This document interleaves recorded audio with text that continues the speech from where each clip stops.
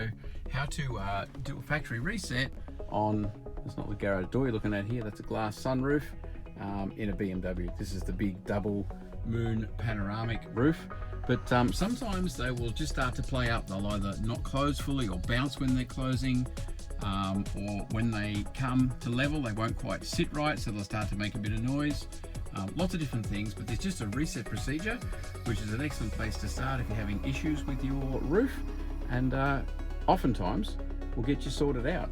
So it really is quite straightforward. What we need is the key on the on position, so that everything's going, not accessories, but the next step along.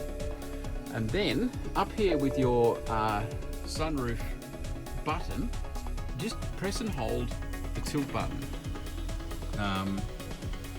Now it's going to close the system here. That's okay, I'll let that close.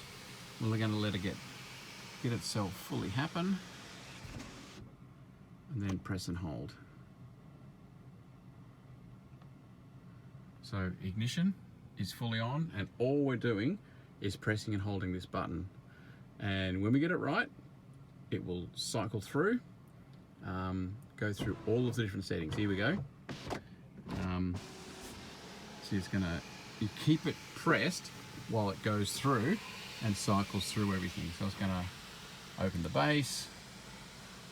I'll give you the procedure so you know what it looks like when it's working. It's gonna fully open.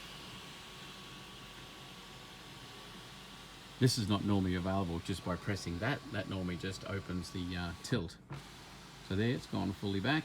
It's measuring itself out. Now it's coming fully forward. And this resets everything. Glass, slider, the whole lot.